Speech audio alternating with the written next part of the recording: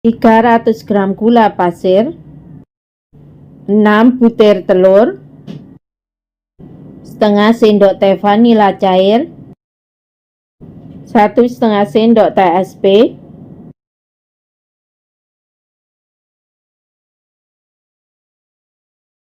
mixer adonan menggunakan kecepatan yang paling tinggi sampai adonannya mengembang putih kental berjejak selama kurang lebih 8 menit. Tentunya juga disesuaikan dengan kecepatan mixer masing-masing dan juga kualitas pengembang yang dipakai. Tambahkan 300 gram tepung terigu, masukkan bertahap agar mudah tercampur dengan adonannya. Tepung sebelumnya sudah saya ayak terlebih dahulu agar tidak ada yang bergerindil. Campur dengan cara di mixer menggunakan kecepatan yang paling rendah saja.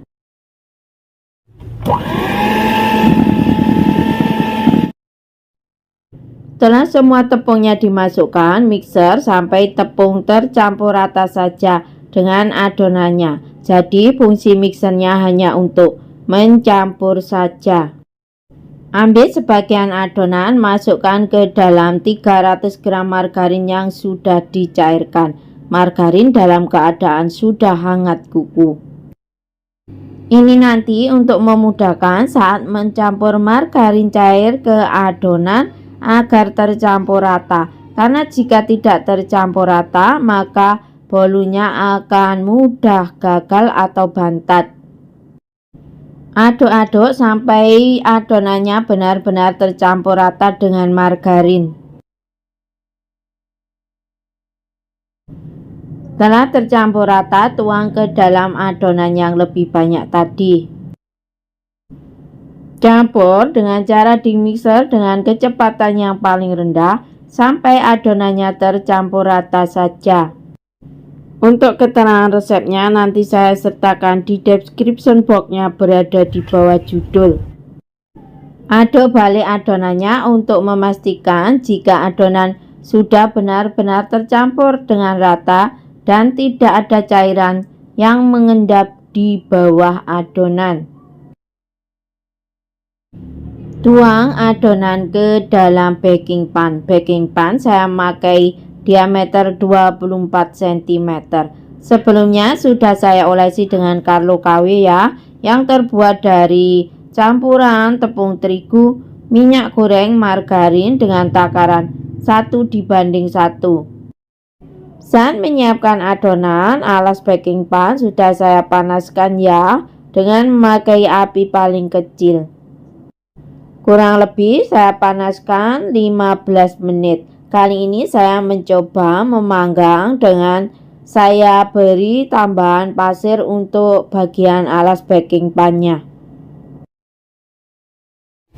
Hentakkan baking pan beberapa kali untuk mengeluarkan gelembung udara yang terperangkap dalam adonannya. Ini sekaligus untuk meratakan adonan. Pasir bisa juga diganti dengan tanah ya.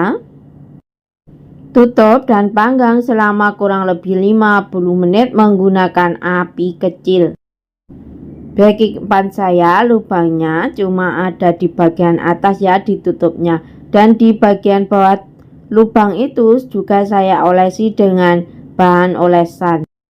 Setelah kurang lebih 50 menit dipanggang, bismillahirrahmanirrahim, alhamdulillah hasilnya benar-benar mengembang tinggi montok. Bagian atasnya juga sudah kering, siap untuk diangkat.